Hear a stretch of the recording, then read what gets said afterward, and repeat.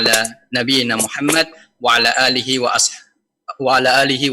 azwajihi wa ashabihi wa man tabi'ahum bi ihsan ila yaumiddin, amma ba'd. Baik, para pemirsa yang dirahmati oleh Allah Subhanahu wa taala.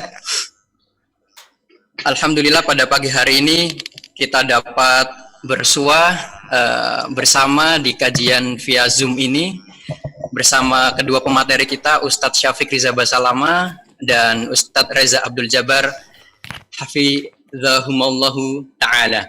Baik, para pemirsa yang dirahmati oleh Allah Subhanahu wa taala, siapa sih yang tidak mengenal Utsman bin Affan yang dulu pernah membeli sumur dari seorang Yahudi untuk keperluan umat muslim, atau Umar bin Khattab yang mendermakan separuh hartanya untuk keperluan perang Tabuk, dan bahkan Abu Bakar yang mendermakan seluruh hartanya, dan juga ada Abdurrahman ibnu Auf yang membawa masuk 700 ekor unta lengkap dengan barang dagangannya masuk ke Madinah dan mengizinkan seluruh penduduk untuk mengambilnya secara gratis.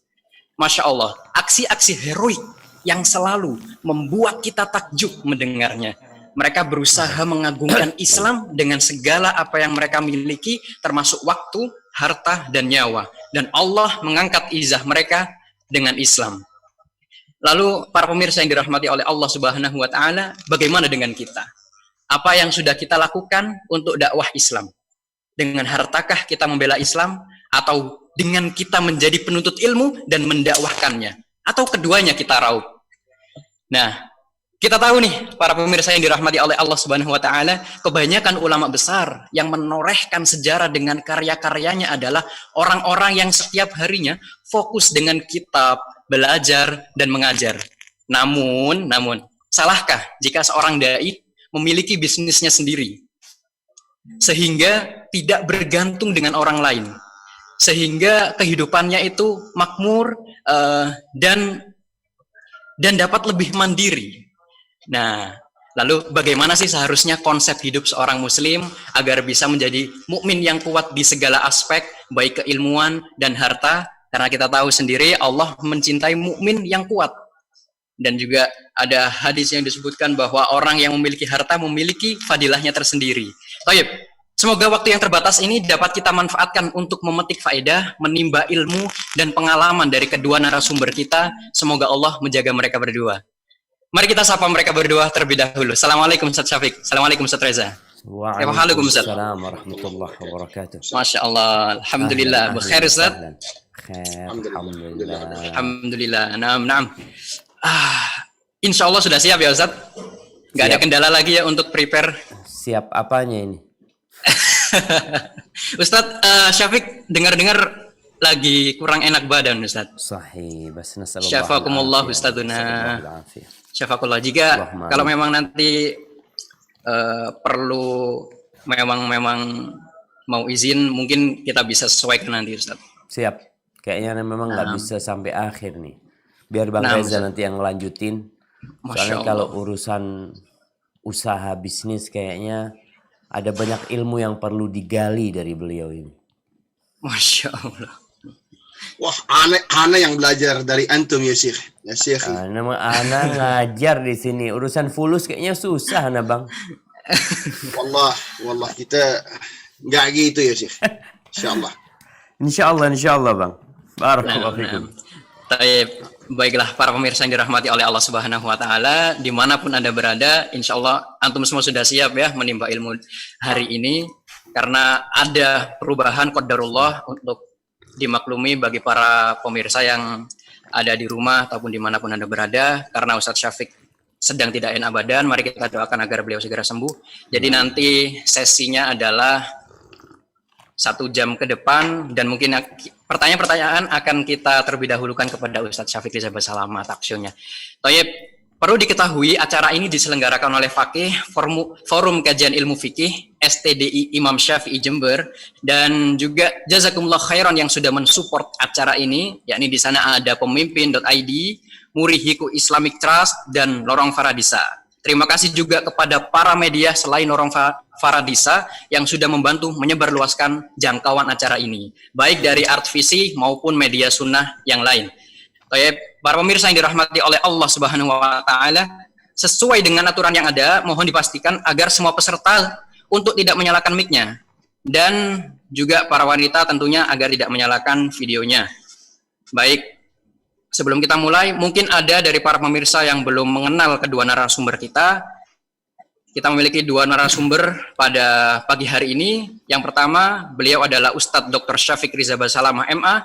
Beliau asli Jember, beliau putra daerah, kelahiran 15 Desember tahun 1977. Beliau menyelesaikan pendidikannya hingga doktoral di Universitas Islam Madinah dan lulus dengan predikat Kamlut Summa Kamlut. Saat ini beliau merupakan salah satu dosen di STDI Imam Syafi'i Jember dan menjabat sebagai Ketua Pusat Penelitian dan Pengabdian Masyarakat Kampus STDI Imam Syafi'i, dan beliau aktif berdakwah di dalam negeri ataupun di luar negeri. Dan selain menjadi dai, beliau juga memiliki beberapa usaha di Jember, ya mungkin tidak banyak yang mengetahui, dan mendirikan juga serta membina Yayasan Lorong Faradisa untuk menjadi media dakwah dan pembelajaran Islam online di Indonesia. Adapun narasumber kita yang kedua, beliau adalah Dr. Reza Abdul Jabar. Beliau dilahirkan dalam keluarga muslim dan dibesarkan di Pulau Borneo, Kalimantan Barat. Ayah beliau adalah seorang pengusaha di bidang farmasi, tekstil, dan konstruksi infrastruktur. Sejak beliau kecil, beliau tinggal di wilayah perkotaan Kalimantan Barat dan memiliki perkebunan buah-buahan seperti mangga. Bahkan dapat ditemui beberapa satwa di perkebunannya. Kemudian dari sejak umur 7 tahun beliau sudah memiliki keinginan untuk menjadi seorang petani. Dan ketika ayahnya mengetahui keinginannya tersebut, ayahnya membantunya untuk meraih cita-citanya. Adapun riwayat pendidikan beliau pernah bersekolah di SDN 29 Chandramidi Pontianak, kemudian melanjutkan di SMPN 3 Pontianak, kemudian di SMAN 3 Jakarta, dan melanjutkan studinya di Universitas Glenfield College Auckland dan Massey University. Adapun profesi beliau saat ini adalah beliau sebagai petani dan pengusaha ternak terbesar di Invercargill. Beliau memiliki lapang luas, ya, tanah luas di sana sebesar 850 hektar yang menjadi tempat bagi sekitar 2.800 sapi perah, Masya Allah. Dan juga perlu diketahui beliau adalah direktur halal di FIANS. Apa ini FIANS, Ustaz Reza? FIANS ini the Federations of Islamic Association of New Zealand. Ini seperti MUI-nya. Masya Allah, MUI-nya New Zealand. Masya Allah, Masya Allah. Dan beliau adalah imam masjid di Invercargill. Dan beliau memiliki otorisasi dari pemerintah untuk menikahkan secara Islam. Masya Allah. Antum sudah seperti Kodi di sana, Ustaz. Alhamdulillah. Kayaknya antum udah siap nikah, antum bilangannya. Iya, kayaknya harus berangkat ke New Zealand, Yusfi ini. Masya Allah. Insya Allah. Gimana nanti? Tapi kita lanjut aja, Ustaz. Jangan melenceng. Nah, Ustaz. Langsung saja, Ustaz, karena waktu kita cukup sempit. Kita ke Ustadz Syafiq dulu nih. Ya, mungkin banyak yang nggak tahu. Jamaah mungkin tidak banyak yang tahu tentang beliau ini. Mungkin selama ini para pemirsa hanya mengetahui beliau di atas meja kajian, di atas mimbar. Tapi siapa yang tahu kalau beliau ini ternyata memiliki usaha. Yang saya tahu Ustadz Syafiq ini memiliki usaha kambing etawa. Betul, Ustadz Syafiq? Masya Allah, kambing etawa, kambing domba, alhamdulillah udah. Masya Allah. Kita ini 11-12 sama Bang Reza ini. Nah, Ustaz. Kalau beliau piara sapi, anak piara kambing. Beliau punya tanah berapa hektar? Tanahnya Bang Reza? Aneh sekarang 1000-an, Ustaz. 1000-an sapinya? Hektar sekarang ya. Dengan populasi 4.000 sampai 5.000 sapi perah. Masya Allah. Yang punya anak untuk kambing itu alhamdulillah ada 700 meter persegi. Masya Allah, Masya Allah, Masya Allah. Walhamdulillah, Ustaz. Alhamdulillah ala kulli hal. Itu aja udah kerepotan, Ustaz. Kerepotan dia. Ini gimana 1000 hektar, Masya Allah. Barakallahu fikum. Nah, Ustaz, mungkin nih Ustaz Syafiq bisa diceritakan, Ustaz, pengalamannya sebagai peternak kambing etawa dan domba tersebut. Karena kan kita sedang membahas tentang usaha ya, Ustaz, secara dai yang mandiri dengan usahanya. Tafadhol, Ustaz, mungkin ada pengalaman yang bisa disampaikan. Naam, barakallahu fiik ya. Alhamdulillah wassalatu wassalamu ala Rasulillah. Amma ba'd. Semua itu berangkat dari kebutuhan kita sebagai makhluk yang hidup di muka bumi ini, di mana kita memerlukan ongkos dan biaya untuk kehidupan ini. Ana masih ingat tatkala dulu kita di Madinah mau lulus S1 waktu itu. Kita dikasih nasihat sama Ustaz. Kalau nggak salah Syekh Ibrahim Ar-Ruhaili rahimahullahu ta'ala, hafizahullahu ta'ala, beliau menjelaskan bahwasanya kewajiban berdakwah itu kewajiban bersama. Artinya kita semua punya kewajiban. Karena Nabi SAW mengatakan balighu anni walau ayah. Sampaikan dari aku walaupun satu ayat. Itu kewajiban bersama, fardu kifayah. Kalau sudah ada yang menyampaikan, alhamdulillah, engkau sudah tidak wajib lagi bagi. Tapi kewajiban memberikan nafkah kepada istrimu dan anak-anakmu itu kewajibanmu, bukan kewajiban orang lain. Sehingga para dai punya kewajiban untuk memberikan nafkah, sandang, pangan, papan kepada keluarganya. Walhamdulillah, dengan berjalannya waktu, ana masih ingat ketika ana di Jakarta di Lipia dulu, ana mahasiswa, ana jualan buku waktu itu. Jadi alhamdulillah dapat penghasilan ya. Kemudian juga udah nggak ngerepotin orang tua. Ketika di Madinah, subhanallah, ana kuliah. Setelah kuliah S1 menikah, biaya sudah mulai naik. Ana masih ingat dulu sewa rumah itu 650 real, sedangkan uang yang Ana dapatkan dari kampus itu hanya 852 real atau 850 real. Sehingga uang itu habis buat uang sewa ya. Kemudian untuk ongkos ke kampus, akhirnya Ana beli sepeda, naik sepeda ke kampus. Setelah itu di musim haji kadangkala kita jualan. Ana pernah jualan air zam-zam dulu. Ada banyak lah pengalaman-pengalaman itu, sehingga ketika Ana pulang ke Indonesia, alhamdulillah Ana berpikir hadis Nabi SAW ketika mengatakan ittakhidhi ghanaman kepada Ummu Hani, peliharalah engkau kambing, fa innaha barakah, kambing itu berkah. Maka Ana berpikir bagaimana Ana memiliki kambing. Dan dalam bayangan Ana, ya namanya keinginan. Ana itu punya berhektar-hektar tanah. Di situ kambing itu digembalakan, sehingga selain kita mendapatkan hasil uang, kita mendapatkan hasil akhlak dan karakter dari memelihara kambing. Dimulai dari 3 ekor kambing ya. 3. Pertama Ana beli 3.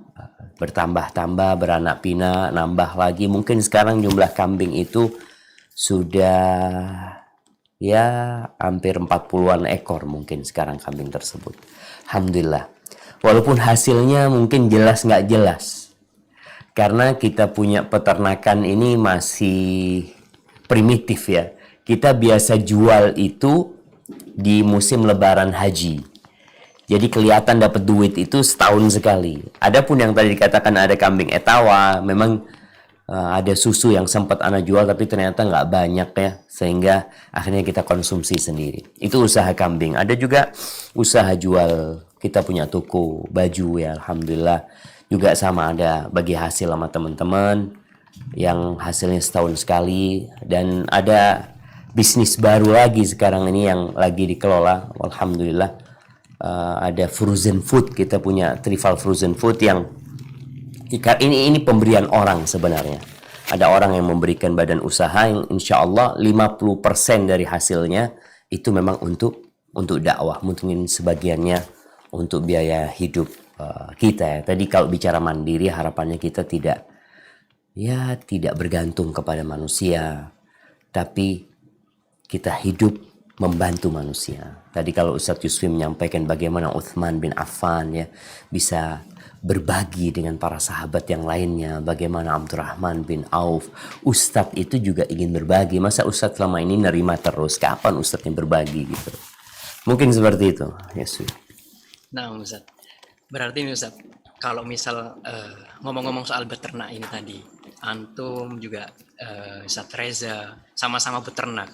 Nah, dan kita juga tahu Ustadz, kehidupan Nabi dahulu dan mungkin sebagian dari Nabi alaihi salatu wasalam, entah mungkin ada nabi-nabi yang lain, mereka juga memiliki profesi sebagai pengembala kambing dan beternak. Apakah ada korelasi dengan, artinya apakah ada korelasi pekerjaan beternak tersebut dengan membentuk akhlak seorang dai, Ustaz? Nah, subhanallah. Kadang terfikir.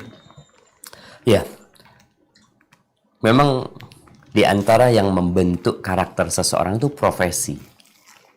Nabi SAW mengatakan, ma min nabiyin illa ra'al ghanam.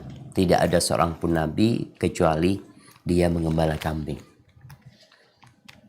Kemudian kita lihat Nabi Musa alaihissalam 10 tahun mengembala kambing. Profesi itu berpengaruh kepada karakter seseorang.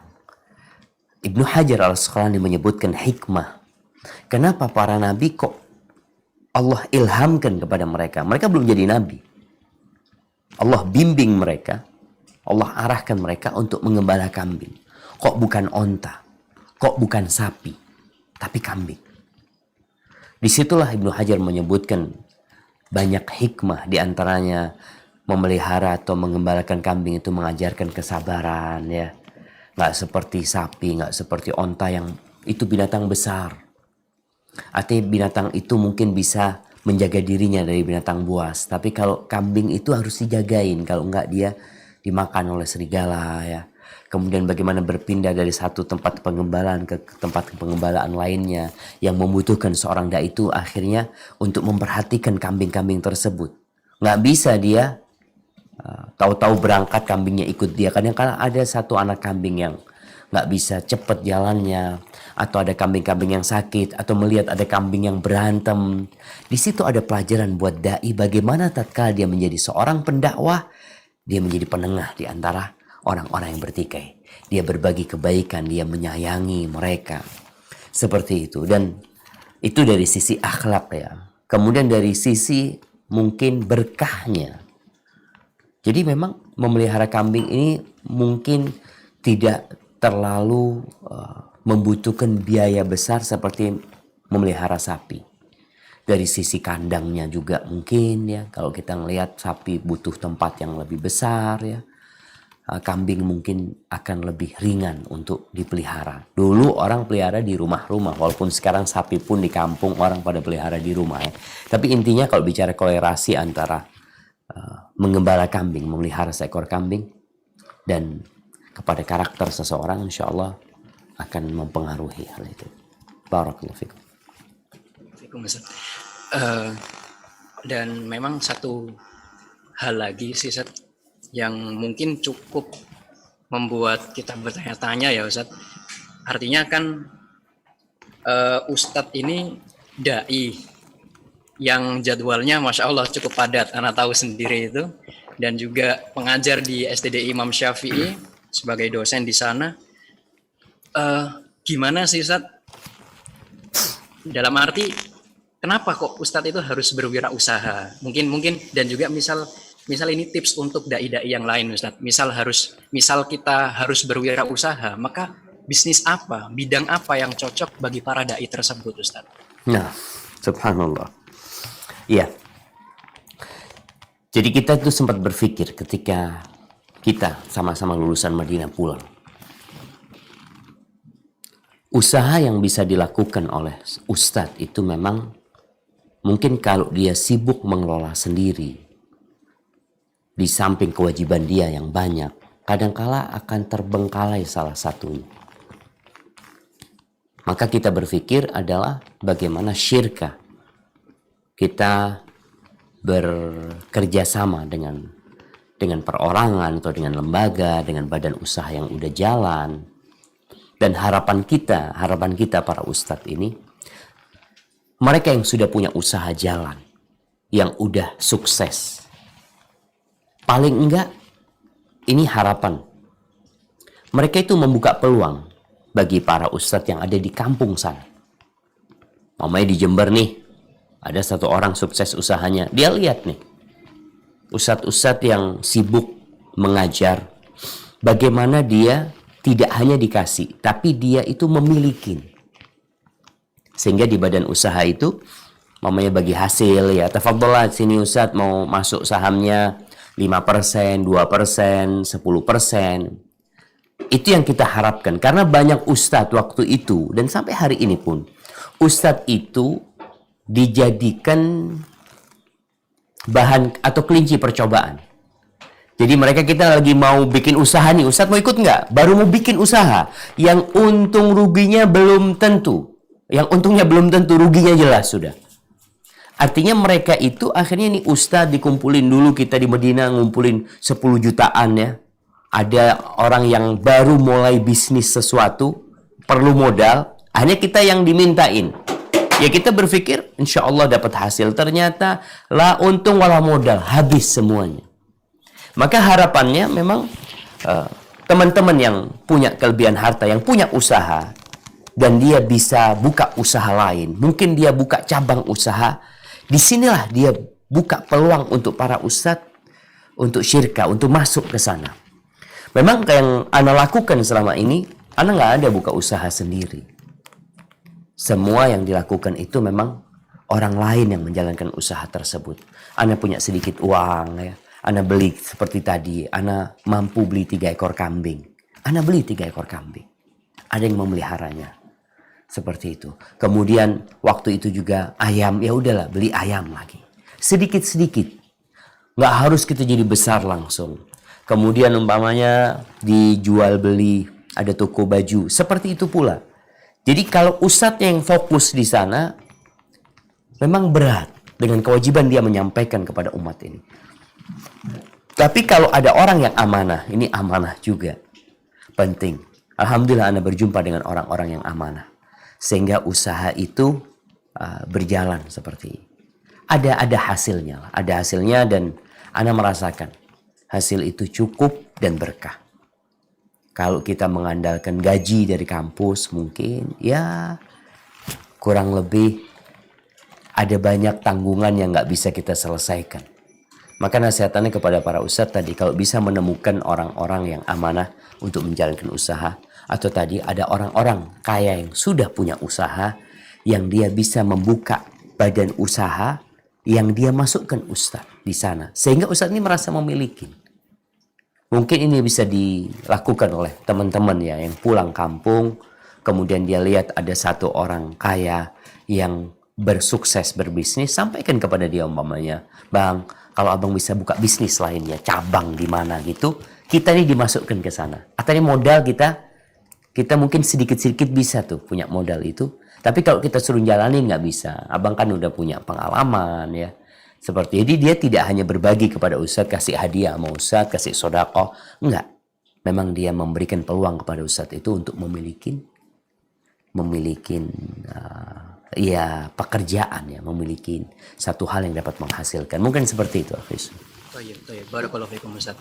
Dan menyambung sih Ustaz, pertanyaan ini menyambung dengan pertanyaan yang sebelumnya. Berarti nih Ustaz, untuk misalkan mahasiswa seperti kita yang masih belajar, yang masih menuntut ilmu di jenjang S1, nah, apakah salah jika kami ini sambil berbisnis Ustaz? Ataukah kami cukup menabung saja, nanti ketika kita sudah lulus ya, baru kita berinvestasi ke orang-orang yang sudah memiliki usaha seperti yang antum sampaikan tadi Ustaz. Karena Afan Ustaz pernah ya pengalaman dari anak pribadi ketika dulu jalan bisnis online, ada nasihat dari seorang ikhwan, jangan terlalaikan akhi, antum jauh-jauh ke sini untuk menuntut ilmu. Nah, padahal karena kita jauh itu kita butuh dana kan gitu. Nah, gimana Zat mindset yang seharusnya itu seorang penuntut ilmu di jenjang S1 nih, apakah layak jika kita berbisnis ataukah kita cukup menabung saja dari penghasilan kita atau uang saku atau beasiswa kita tersebut Ustaz? Nah, barakallahu fikum. Iya. Jadi kita ini berbicara antara dua hal yang dalam pandangan manusia kadang-kala bertentangan gitu. Dulu memang ada para ulama yang dibiayain full oleh negara, ditanggung full oleh negara. Atau ada mahasiswa yang dikasih beasiswa full oleh negara. Maka dia harus jaga tuh amanah.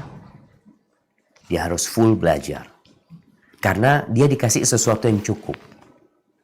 Atau orang tua yang memberikan amanah, nak, engkau nggak usah pikir bisnis, nak. Abah ingin engkau fokus belajar. Setelah itu silahkan nanti. Di sini ada sebuah amanah yang harus dijaga. Tapi ketika tidak ada amanah tersebut, Bisakah mahasiswa itu berbisnis? Ngelihat kemampuan dia. Karena tidak semua orang itu mampu bercabang.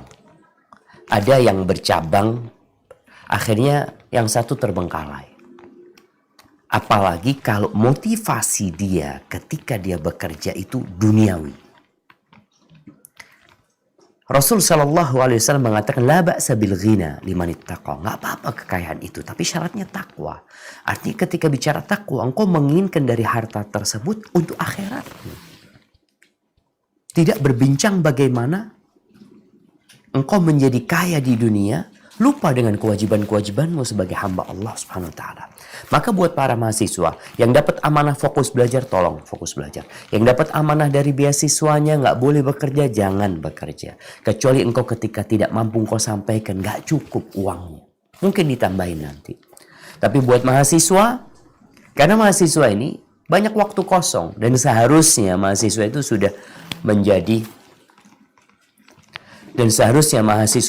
sudah menjadi orang yang mandiri. Dia tidak bergantung sama orang tua umpamanya. Kalau dia mampu seperti itu. Tapi kalau enggak, ya sudah. Dia fokus belajar, dapat penghasilan dari orang tua. Antum laksanakan tugas antum. Bisnis. Ketika antum mampu menggabungkannya, tafadhol. Dan nasihat ana buat yang bisnis. Ketika antum sudah dapat tujuan antum umpamanya, ana ingin dapat biaya untuk 2 bulan ini. Sudah, ketika antum dapat biaya 2 bulan itu, antum fokus lagi belajar. Soalnya kalau tidak, keenakan duit itu jamaah. Hadza wallahu a'lam bissawab. Nah. Masya Allah. Jazakumullah khairan, Ustaz. Ternyata tidak terasa sudah setengah jam ini bersama Ustaz Syafiq ya. Gimana Ustaz? Ustaz Syafiq mau izin sekarang? Ana kayaknya minta izin lah. Bang Reza, ana minta Bang Reza ini. Masya Allah, sebenarnya nggak seru ini kalau nggak bareng-bareng ini tadi. Antum dengar suara Ana sudah mulai bindeng katanya orang Jawa itu. Tapi harapan Ana kepada Bang Reza ya untuk memotivasi teman-teman ya agar mereka tetap berdakwah, tapi mereka juga tidak bergantung kepada manusia. Mereka bisa mandiri. Kemarin ketika kejadian COVID-19 ini kita tahu dengan kondisi banyak ustadz yang kemudian tidak punya penghasilan. Mereka ngajar. Tempat ngajarnya ditutup. Mereka ngajar ngaji. Sampai kemarin kita ngumpulin duit dari Multaqad Duat Indonesia itu, kita kumpulin duit memang untuk memperhatikan mereka gitu. Dan semoga ke depan, ini ada sebuah mimpi sebenarnya ingin sampaikan ya. Waktu itu ana kumpul sama beberapa ustadz. Ana ingin para ustadz itu punya badan usaha. Untuk dai-dai di Indonesia ini punya badan usaha yang dari hulu sampai hilir itu dimiliki bersama. Sehingga ketika di kota Jember, di kota Bondowoso ada cabangnya. Semua untuk membiayai bagaimana pendakwah itu bisa mandiri. Dan insya Allah angan-angan itu walaupun tidak tercapai ketika ana hidup, ya anak-anak ana mungkin, cucu-cucu ana akan melanjutkan. Maka ana minta kepada Bang Reza untuk dapat memberikan arahan kepada teman-teman nih. Barakallahu fikum ya. Mungkin itu Ustaz Yusfi ya. Yang terakhir nih penutup nih. Penutup nih. Jadi uang kita itu nggak bisa beranak. Antum tahu di lemari yang ada uang itu berkurang.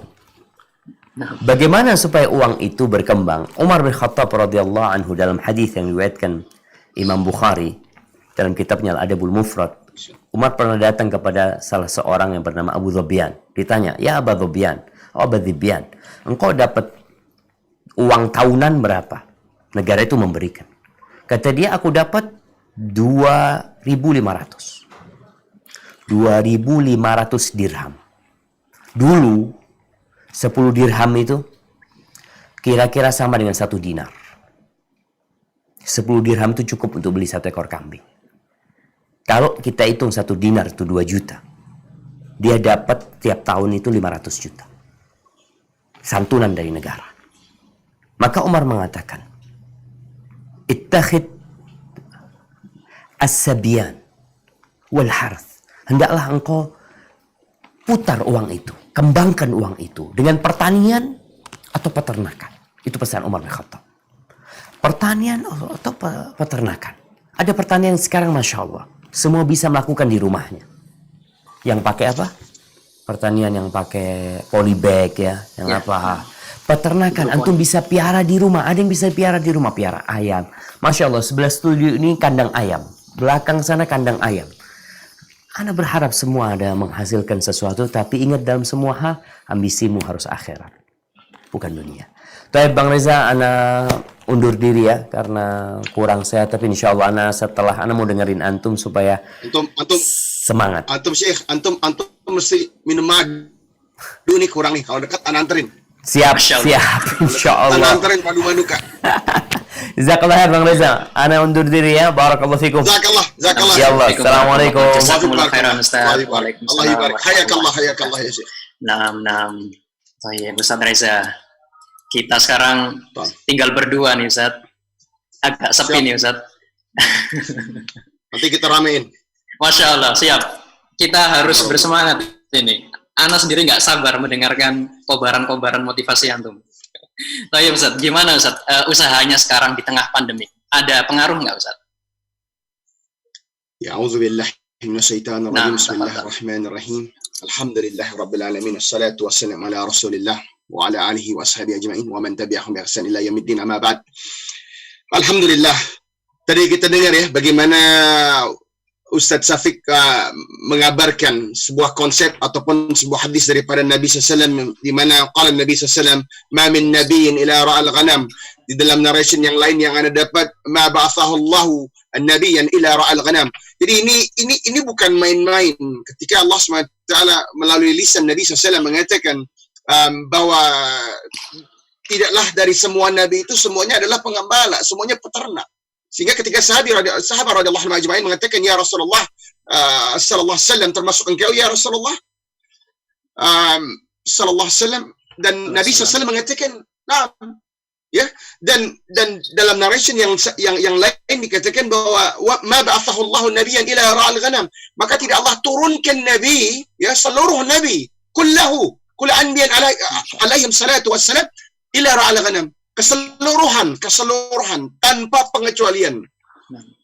Dan ini pasti kita tahu ini nggak mungkin sesuatu yang kecil, ya. Ini bukan sesuatu yang mudah dan murah, pasti ini kelebihan, ya. Karena kita juga yakin bahwa ketika Allah SWT mengatakan wa ma yantiqu anil hawa in huwa illa wahyu yuha, bahwa semua yang ada dari lisan Nabi SAW itu enggak lain kecuali wahyu. Ketika Nabi SAW mengatakan bahwa seluruh anbiya alaihi salatu wassalam itu peternak, pasti ada kebaikan. Ustadz Syafiq tadi mengajarkan kepada kita bahwa kita piara kambing, piara berbagai macam ternak di rumah. Nah, tentunya ini sesuatu yang udah, kalau kita bicara manhaj, kita bicara methodology, kita bicara tahapan, ini tahapan yang telah terbukti. Apa kita lupa bagaimana Musa alaihissalam, ya, 10 tahun menjadi pengembala, bagaimana Syuaib alaihissalam, ya, bagaimana Sulaiman alaihissalam dengan ternak-ternaknya, dengan kuda-kuda terbaiknya, ya, bagaimana dengan kita lihat bagaimana dalam kehidupan para anbiya alaihi salatu wassalam dalam setiap langkah, bagaimana Yusuf alaihissalam, bagaimana Yakub alaihissalam. Kenapa kita harus mencari sesuatu yang baru ketika di dalam Quran dan Sunnah ada suatu metodologi yang terbukti? Dia ini tried and tested at all times, guaranteed not to fail. Terbukti terus menerus dan terbukti tidak akan menjadi kegagalan. Kenapa kaum muslimin yang seharusnya paling paham akan Quran dan Sunnah menjadi yang terbelakang di dalam urusan perniagaan, di dalam urusan pertanian dan peternakan? Wallah, hadza muskil ya. Ini suatu muskil yang kita harus gagalkan. Muskil ini harus kita lunturkan. Ya, kita bicara COVID-19, ya. COVID-19 alhamdulillah, lihat pada saat COVID-19 wabak, apa yang terjadi dengan industri-industri yang, ya, dalam pandangan Anda kita lihat bagaimana perhotelan, bagaimana turisme, Allah hancurkan. Ya, Allah hancurkan. Artinya memang ya kita sadar bahwa kita lihat bagaimana susahnya yang berada di dalam maskapai. Dia ini keadaan depresi. Kalau Indonesia sekarang merasa sedih dengan tumbuhnya yang hanya pelan, negara-negara lain bahkan terjadi bukan hanya tumbuh yang pelan, tapi terjadi depresi. Hilang ekonomi itu hilang sampai 5%. Tapi apa yang terjadi dengan peternakan, pertanian? Alhamdulillah, dia jalan terus, Ustaz ya. Dia bukan hanya jalan terus, tapi menjadi industri primadona, kan gitu ya. Karena kenyataannya bahwa inilah kebutuhan kita yang paling primer, yang paling utama, gitu ya. Nah, terus kenapa kaum muslimin ini terlampau santai untuk urusan ini? Ya, kita belajar. Ya, kalau bicara belajar, antum menuntut ilmu, ini adalah kewajiban, ya kan? Ketika Nabi SAW mengatakan talabul ilm faridatun ala kulli muslimin, kita paham apapun ilmu itu adalah ilmu Allah dan ini merupakan kewajiban atas kita. Dia ini obligatory, sesuatu yang compulsory yang harus kita lakukan. Nah, cuman bukankah Islam ini agama yang di tengah? Bukankah sunnah ini mu'tadilin? Bukankah sunnah ini adalah seorang yang tidak berlebihan dan tidak mengentengkan? Bukankah sunnah ini adalah manhajnya para anbiya alaihim salatu wassalam? Maka kita lihat di dalam dunia barat, kalau kita gandeng dengan dakwah, maka setiap keadaan dakwah, banyak saudara-saudari kita yang baru berislam berada di atas metodologi, berada di atas manhaj sunnah. Dan ini mungkin suatu kelebihan para duat yang ada di luar negeri, karena sebegitu gamblang dan gampangnya bagi para saudara-saudari kita yang baru menerima Islam untuk sadar betul, ya, bahwa begini metodologi itu, ini yang akan kita kembangkan dan kita expand. Kemudian kalau kita lihat bagaimana kita lihat banyak contoh dalam sejarah. Tadi antum mengatakan bagaimana Abdurrahman ibn Auf, Uthman ibn Affan, Abu Bakar radhiyallahu anhu, Umar bin Khattab radhiyallahu anhu ajma'in membagikan harta mereka. Tentunya yang dibagikan karena ada harta itu. Karena ada ya, Ustaz. Ini iya, karena kalau nggak ada yang dibagikan. Dan ini suatu miskonsepsi juga, karena kita harus sadar bahwa tadi Ustaz Syafiq hafizallah memberikan kita sebuah pelajaran bahwa kita juga harus hadir di sisi perniagaan. Mustahil antum bisa dakwah tanpa perniagaan. Karena kenapa dakwah ini menjadi suatu pekerjaan yang dalam pandangan ana dari para masyayikh kami, ini adalah sebuah occupation atau sebuah pekerjaan yang terbaik. Apapun yang antum lakukan, kalau antum belum dakwah belum keren. Karena ini berarti kita masih menyimpan sesuatu yang terbaik hanya untuk diri kita, dan kita masih belum peduli akan saudara-saudari kita yang belum berislam. Yang notabene mereka menunggu dari lisan kita tersampainya hidayah, dan melalui tentunya itu merupakan hidayah dan rahmat Allah Subhanahu wa taala, bukan karena hasil kita, tapi kita mesti berusaha. Karena ada sesuatu dari orang yang berusaha ini, sehingga para duat ini mendapatkan kebaikan untuk dirinya, gitu ya. Nah, kalau kita lihat antum memberikan contoh para sahabat radhiyallahu anhum ajma'in, apakah dia berhenti di generasi para sahabat radhiyallahu anhum ajma'in? Tentu jawabannya tidak. Kita akan lihat bagaimana Imam Abu Hanifah rahimahullah, kita akan lihat bagaimana Imam Abdullah ibn al-Mubarak rahimahullah. Orang yang, kalau kita bisa menjadi seujung kuku beliau, akan sangat bahagia kita. Ulama komplit gitu ya. Jadi kalau pandangan ana, kita juga ya para asatidz yang ada di dalam Segerali ini juga harus berusaha untuk mengikuti mereka. Bagaimana Malik bin Dinar? Tadi Ustaz Syafiq hafizallah mengabarkan kita tentang bagaimana pandangan Ibn Hajar al-Asqalani rahimahullah. Apakah Ibn Hajar al-Asqalani rahimahullah seorang ulama yang miskin? Jelas tidak. Jelas tidak. Seseorang yang sangat kaya raya sehingga seorang khalifah pun di masanya menginginkan kereta kencana yang ditunggangi oleh Ibn Hajar al-Asqalani rahimahullah.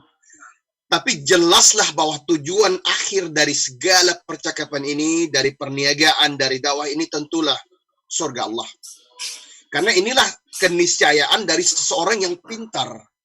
Orang yang pintar, kalau kita gandeng dengan dari dua mata dua mata koin ya, dari seorang yang seorang yang berbicara tentang perniagaan dan dakwah. Ini tentu teman seiring.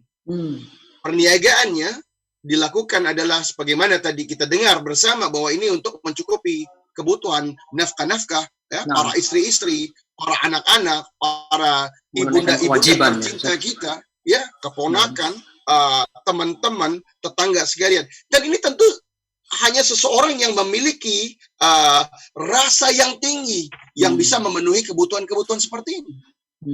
Yang mengerti bahwa seperti antum katakan, banyaknya para mahasiswi yang ingin belajar kekurangan dana. Kalau bukan dakwah yang menjadi orientasinya, tentu kita akan sangat pelit dengan harta ini. Tentu kita akan merasa akan menyimpannya. Walaupun kalau kita lihat kebaikan dari orang-orang yang berdakwah, tentu dia ingin memanjangkan umur. Dalam pahaman Anda dalam memanjangkan umur ini bukan berarti umurnya jadi 600 tahun. Tapi dia jelas mengerti benar bagaimana caranya ketika Nabi SAW mengatakan mandala ala khairin falahu mithlu ajri fa'alaihi. Dia mengerti benar bahwa apabila dia menjadi seorang inisiator, seorang yang mengambil bagian dari sebuah kebaikan, maka dia juga akan mendapatkan kebaikan semisalnya dengan tidak mengurangi amalan dari yang pelakunya.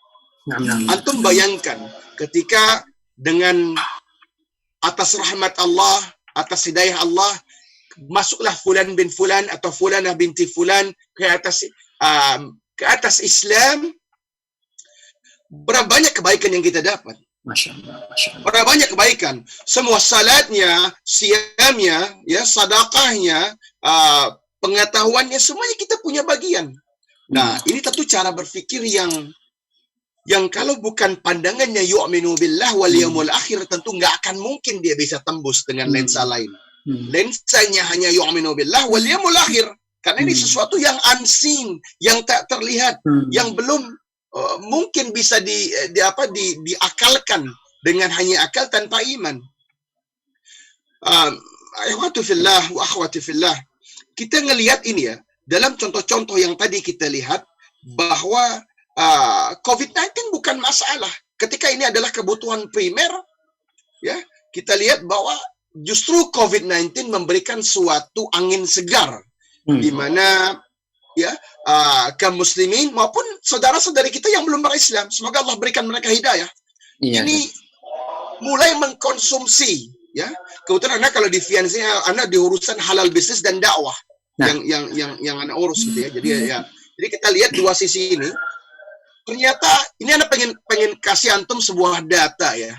Kalau kita lihat dalam bentuk halal industry ataupun halal spending dalam bentuk dunia, dalam ini punya angka yang sangat besar. Kurang lebih harga ini 3.000 miliar dolar per tahun. Kebayang nggak antum hitungnya tuh? Enggak, Ustaz. Ya? Itu kalau ditaruh kamar cukup nggak, Ustaz? Nah, wallahu a'lam, mana juga nggak pernah lihat. Jadi di antara ini termasuk industri halal industri, halal makanan halal, travel halal, kosmetika halal, obat-obatan halal dan segala macam. Nah, pertanyaannya, apakah itu semua kaum muslimin yang membelanjakan hartanya untuk mendapatkan halal certification? Ternyata bukan. Ternyata bukan. Karena apa? Karena banyaknya orang-orang lain yang belum berislam, saudara-saudari kita yang belum berislam ini, yang senang membeli produk halal. Alasannya, karena mereka yakin akan quality controlnya. Allahu Akbar. Bayangkan, bayangkan, dari sertifikasi halal yang kita lihat ini, ternyata ini lambang keunggulan. Iya. Jadi secara nggak langsung, ya orang-orang non-muslim ini jadi makin penasaran, Ustaz, ya, tentang Islam. Alhamdulillah. Benar, jadi kita ini mesti bisa melihat begini ya. Jadi kalau kita lihat, Anda pengen tanya sama antum, yang emang sekolahnya syariah. Kalau kita ambil contoh tadi Abu Bakar, Umar, Utsman, Ali, Abu Abdurrahman bin Auf, radhiyallahu anhum ajma'in, ketika mereka menerima Islam, Abu Bakar radhiyallahu anhu, ketika Abu Bakar radhiyallahu anhu menerima Islam, apakah itu melalui tahsin? Apakah itu tajwid? Apakah karena sebuah bahasan tauhid rububiyah wa uluhiyah, asma wa sifat? Tentu jawabannya bukan. Karena kita tahu belum ada Quran. Karena masuknya Abu Bakar, Umar, Utsman, Ali radhiyallahu anhum ajma'in itu karena akhlaknya Nabi sallallahu alaihi wasallam. Karena suatu pancaran keindahan dari akhlak, ketika nggak salah ketika Nabi SAW mengatakan khairukum ahsanukum khuluqa. Yang terbaik di antara kalian yang paling baik akhlaknya, yaitu karakter seorang duat. Seorang pendakwah ini mesti memiliki itu, karena itulah orang menerima Islam dari berbagai macam sisi yang terlihat dan tak terpandang. Jadi Ustaz, memang penting banget nih Ustaz ya, istilahnya seorang dai memiliki usaha, dan ternyata usaha itu bisa menjadi perantara dalam menyampaikan ilmu-ilmu Islam tersebut. Masya Allah, Masya Allah. Jadi dia justru merupakan wasilah ya akhi. Jadi wasilah, kenapa kita begini? Menjadi jembatannya. Kita mungkin masih ingat ketika Abdullah bin Mubarak rahimahullah mungkin dikritik lah kalau bahasa sekarang.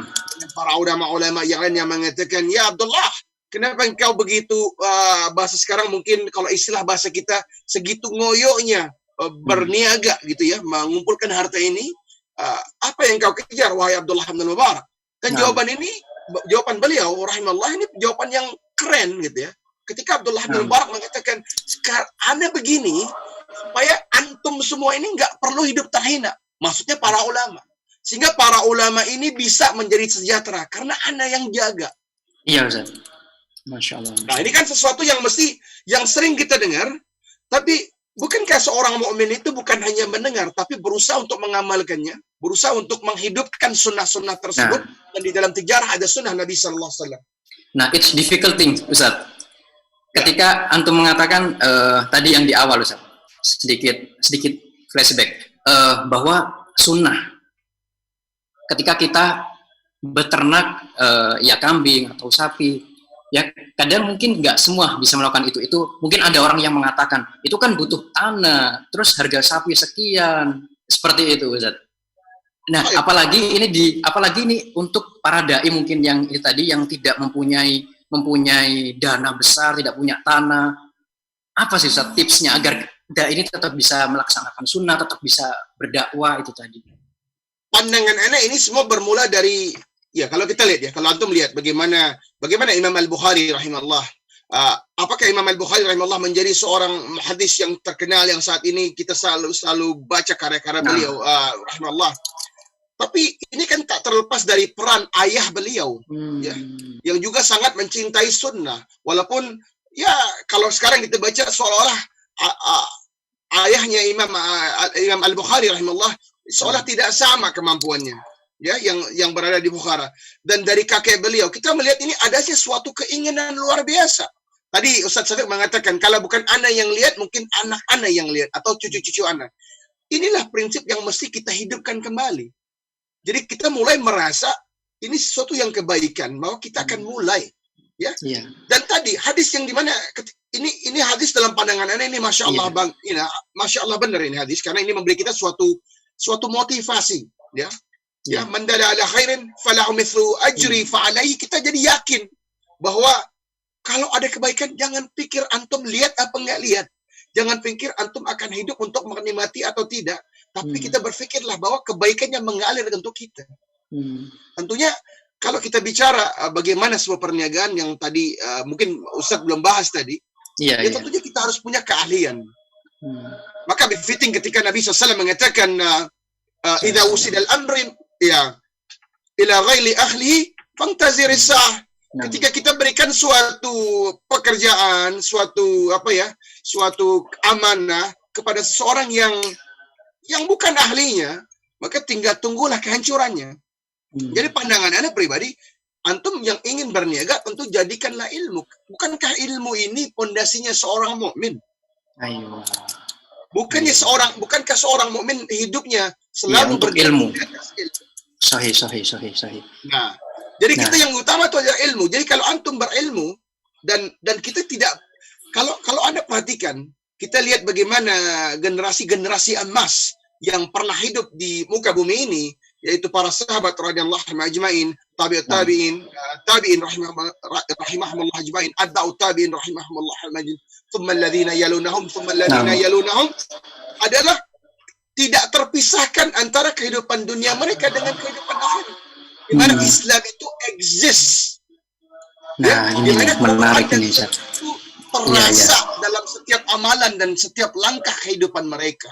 Nah, mungkin ini yang saat ini kita bisa jadi ketika kita di dalam masjid kita berbicara Quran dan Sunnah, tapi mohon maaf, kita juga harap yang sama ketika mereka keluar dari majlis, ketika mereka keluar dari masjid, ketika ketika mereka ini berinteraksi dengan ahli keluarga mereka, dengan teman-teman kita, maka pancarkanlah akhlak sunnah itu.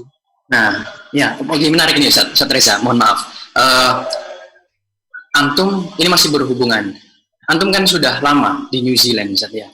Dan antum di sana itu minoritas gitu, Ustaz, ya kan? Ya. Muslim di sana seperti yang kita tahu minoritas di sana. Dan kalau boleh cerita, Ustaz, gimana pengalaman antum sejak dulu di New Zealand ketika awal memulai bisnis ternak tersebut? Apakah ada tantangan dalam berdakwah? Gimana cara antum tuh menyesuaikan diri dengan masyarakat sana yang mungkin kadang ada yang tidak terbiasa dengan orang yang berjenggot. Itu yang coba Ustaz, bagaimana Ustaz pengalaman tersebut sampai sekarang antum bisa memiliki berapa tadi Ustaz? Sudah 8.500 sapi dan 1.000 hektar tanah. Ini menarik Ustaz. Di rumah. Alhamdulillah ala kulli hal. Jadi pengalaman Anda pribadi ya, kita jalan ke dalam NZI tentunya seorang mukmin yakin dan hakul yakin bahwa tidak ada yang namanya lagi dulu kajian. Mohon dimatikan. Tidak ada yang namanya sebentar. Mohon di-mute. Ya. Jadi tentunya tidak ada sesuatu yang namanya sesuatu yang terjadi karena tiba-tiba, karena koinsiden, kecuali melainkan dia telah merupakan qadar Allah.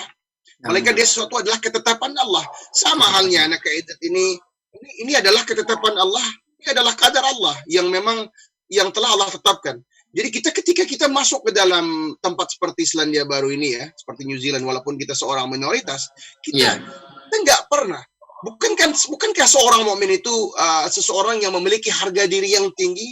Bukankah seorang mukmin itu yang memiliki rasa percaya diri karena paham betul kita berada di atas sunnahnya Nabi SAW? Jadi rasa rendah diri ataupun berbagai macam perasaan yang mungkin sebagian orang mengatakan kaif al-lahya ya sih. Maafi. Ya. Iya. Jadi pede aja ya Ustaz, pede dulu nih Ustaz ya. Ini adalah kalau ana wallah, ini ana pandangan ana pribadi. Ketika Allah Subhanahu wa taala mengatakan ya ayyuhalladzina amanu in tansurullaha yansurkum wa yuthabbit aqdamakum. Jadi ini bukan main-main. Maka ketika Allah mengatakan wahai orang-orang yang telah beriman, dan kadang kita mengatakan wahai orang-orang yang telah beriman ini dengan nada yang cepat ya. Tapi kalau pandangan ada dari para masyayikh yang Anda belajar bahwa bukan begitu.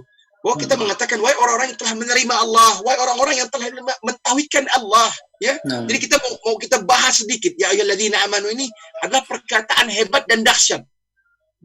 Ya dahsyat. Maka ketika Allah memanggil orang mukmin, orang yang telah beriman ini, maka konsekuensinya kita harus mendapatkan kebanggaan, kecintaan akan panggilan itu.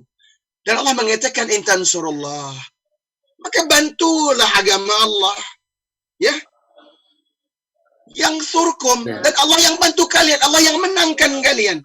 Dan ini kan suatu konsep di mana kalau orang memang hidupnya, tadi Ustaz Syafiq mengajarkan kita semua bahwa yuk kita kalau maju nih, apapun yang kita lakukan tujuan kita yaumul akhir. Iya. Benar. Karena kalau tujuannya bukan yaumul akhir, kita rugi. Terlampau singkat kehidupan dunia. Jadi konsep tadi adalah kita bahwa kita bangga. Bukankah seorang mukmin itu yang bangga akan akidahnya? Ketika Allah Subhanahu wa taala telah menjanjikan kita kemenangan, bahkan dengan jelas Allah Subhanahu wa taala mengatakan huwallazi arsala rasulahu bil huda wa dinil haq liyuthhirahu 'ala ad-din kullih. Dan ini perkataan hebat ini. liyuthhirahu 'ala ad-dini kullih. Agama yang telah Allah menangkan di atas agama-agama yang lain, di atas persepsi-persepsi yang lain, di atas milah-milah yang lain, ya. Walau karyal musyrikun. Jadi pandangan ana, begitu kita masuk, nah, ini bermula dari rumah ya ikhwah. Bermula dari rumah. Dari ayah kita, dari ayah-ayah kita yang harus, dan ini nggak mesti ya. Ini anak pengen, emang antum semua ini belajar di SDI. Tapi apakah yang lain yang belajarnya bukan di SDI tidak punya kecintaan? Tentu nggak bisa kita katakan demikian. Karena bisa jadi kecintaan ini sama. Dan inilah yang pesan yang akan kita kirim. Apapun sekolah antum, apakah antum seorang doktor, seorang engineer, seorang guru, seorang perawat, kecintaan kita akan Islam, kecintaan kita akan Quran dan Sunnah semestinya mempersatukan kita, dan itulah harga mati. Tayyib. Masya Allah. Cukup menarik, Ustaz. Ini ada satu lagi nih, Ustaz. Waktu dulu beberapa hari yang lalu, Ana sempat mencari info tentang antum nih, Ustaz. Ada salah satu video ketika antum bersama Mbak Shirley ya waktu itu. Nah, antum menekankan tentang kerja keras tuh, Ustaz. Nah, gimana sih kita memaknai tentang kerja keras tersebut? Karena mungkin jika orang yang tidak paham, ketika dia memaknai kerja keras ini, dia bisa sampai mengejar dunia nih, Ustaz. Gimana tuh, Ustaz? Antum memaknai kerja keras tersebut untuk dakwah dan sebagainya? Tentunya, ya, kita lihat bagaimana hadis yang diriwayatkan oleh Umar bin Khattab radhiyallahu anhu, qala Nabi sallallahu alaihi wasallam, innamal a'malu binniyah. Ini kan bahwa sesuatu itu tergantung, ya, setiap amal itu tergantung dari niatnya. Dalam kaidah sunnah yang lainnya kita juga kenal kaidah lain yang mengatakan al-jaza min jinsil amal, ya, hasil itu tergantung dari amalnya. Ya kan? Jadi kalau kita yakin bahwa hasil itu tergantung amalnya, al-jaza min jinsil amal, bahwa kita yakin dulu. Kalau kita bicara kerja, tentu yang ana maksud dengan kerja ini adalah amalun salih. Ya, jadi dan amalun salih tidak selalu berupa kutub yang antum baca. Sahih. Nah, kita semua dengar bagaimana kita lihat bagaimana Imam Ahmad ibn Hanbal rahimahullah dalam merumuskan 1 juta hadis di Musnad Imam Ahmad. Ketika beliau mengatakan tidak satu pun di antara hadis-hadis ini yang anda tulis kecuali anda amalkan keseluruhannya. Kecuali beliau amalkan keseluruhannya. Yang menjadi masalah kita hari ini adalah kita belajar masalah-masalah ini, alhamdulillah, tapi dalam saat pengamalan kita terbelakang. Jadi pandangan anda kalau kita bicara kerja, ini nggak bisa dikatakan orientasinya hanya dunia. Inilah kesalahan, inilah kekeliruan. Karena yang tahu niat seseorang itu hanyalah dirinya dan Allah Subhanahu wa taala. Ketika antum memelihara kambing yang banyak dan antum berniat kepada Allah Subhanahu wa taala dan antum mengatakan bahwa ana akan jadikan ini ladang dakwah. Ana akan jadikan ini mana untuk memberikan ana kemuliaan kehidupan di dunia, untuk mengejar surganya Allah, untuk ana mampu menjadi seorang muzaki yang terbaik, untuk anda terhindar dari seorang mustahik, untuk anda membantu kaum muslimin dalam urusan-urusan pendidikan, tarbiyah, rumah sakit, ya, untuk para berbagai macam hal yang bisa kita lakukan. Tentunya kebaikan-kebaikan seperti ini kita perlu yang namanya harta dunia untuk bisa kita belajar, dan tentunya untuk membawa harta itu kepada kita di nanti di yaumul akhir insyaallah. Masya Allah, tayyib Ustaz. Memang ini masih berkaitan dengan dai ya Ustaz, dai dan bisnis. Gimana Ustaz? Kita tahu antum di New Zealand bisa dibilang juga sebagai seorang dai di sana. Antum menyeru baik yang muslim atau yang masih non muslim kepada Islam. Dan antum juga berbisnis. Nah, gimana Ustaz agar seorang dai itu dia tetap bisa berdakwah dan dia bisa sukses dalam berbisnis dari antum sendiri? Kalau tadi kan kita dengar dari Ustaz Syafiq, dari antum sendiri. Alhamdulillah ya. Kalau ana pribadi, ana punya inilah ya, kita semua berusaha. Tentunya nggak ada yang baru yang kita lakukan. Bahwa tentunya di dalam Islam ini nggak apa sih yang terlupakan di dalam Quran dan Sunnah. Sungguh semuanya telah terbukti dan tercontohkan. Tinggal siapa yang akan kita ambil. Ketika kita mengatakan kepada diri kita ittiba' ala Nabi, tentu kita harus yakin, ya. kita lihat bagaimana Nabi SAW bermuamalat dengan Yahud, dengan Nasara, dengan kafir, dengan kufar Quraisy, tentu dengan akhlakul karimah. Iya.